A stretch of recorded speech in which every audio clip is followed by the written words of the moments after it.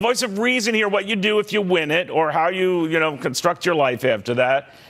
He's a great market reader. He's also an accountant. CPA Dan Geltrude joins us right now. Dan, good to see you. Good to see you, Neil. All right, now, the fact that you're here means you didn't win. So, unfortunately, no. And you as well. Exactly. So let me get your take on this. I think, everyone, you got to be in it to win. I understand it. I just sort of wince when I hear these people who spend hundreds of dollars to buy a ticket and prove their odds or whatever. What do you think of that?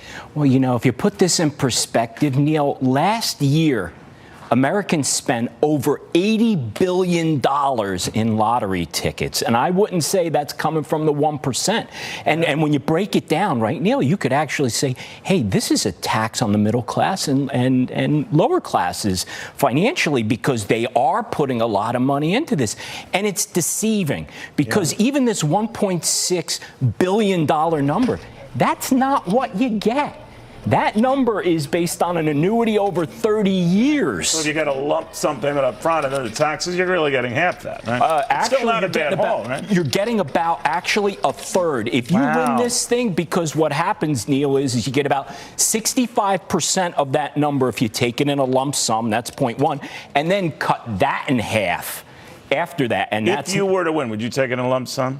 Yes, I would. Yes, I would. I would not leave that kind of money in someone else's hands. I would play it myself. All right. Now, let's say a lot of people seek out good accountants after this. They also want to remain anonymous. It's hard to do. But how would you guide them? It's so sad when you read these stories of lottery winners. It's kind of hard to do in this case if you win $1.6 billion, but that they lose the money.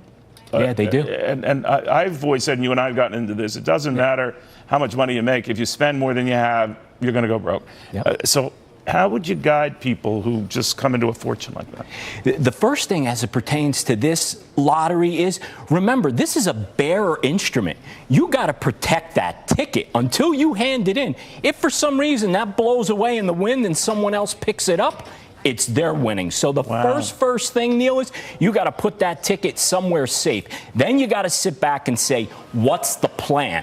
Now, there's only 6 states that allow you to collect that money, and honestly, everyone else, you have to come forward because it's Why do they force interest that? Because it's for your own safety. You think it's better to remain anonymous, right? That's one aspect, Neil. The other aspect is the integrity of the game. They want people to know, hey, there's a real winner. We're not just pocketing this money. So there actually is a real person who's winning this money. But Neil, the first step in this, pay off all your debts as you start the process. Then after that, go on vacation. Get out of the spotlight for a while. Let people forget about you.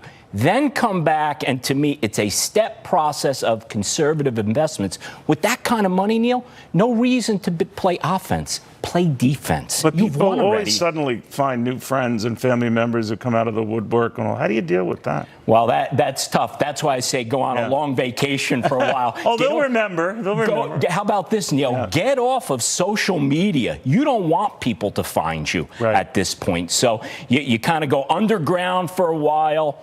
Take care of business, take care of family and the things that you need to do, and then resurface slowly after that. But you have no problem with people who play lottery again and again and again. Just contain it. Don't go nuts, right? Yeah, well, listen, it's gambling. It's like any other vice. You don't want to go overboard. So if you can keep it in check, it's not such a bad investment if you don't bet over your head, right? What do you think of these people who say, I'll go back to work after I win? Well, I would go back to work for me because I actually have no other outside interests. So I need something to do, Neil. Joel, you said that, right? You were going to stay here. You can only play so much golf or whatever it is that you do. You got to have some kind of purpose. I find that hard to believe, young man. All right, so you got to be in it to win it. Tuesday's your second shot at doing just that. We shall see. Dan, you're the best. I appreciate that. In the meantime, it's one of the more stunning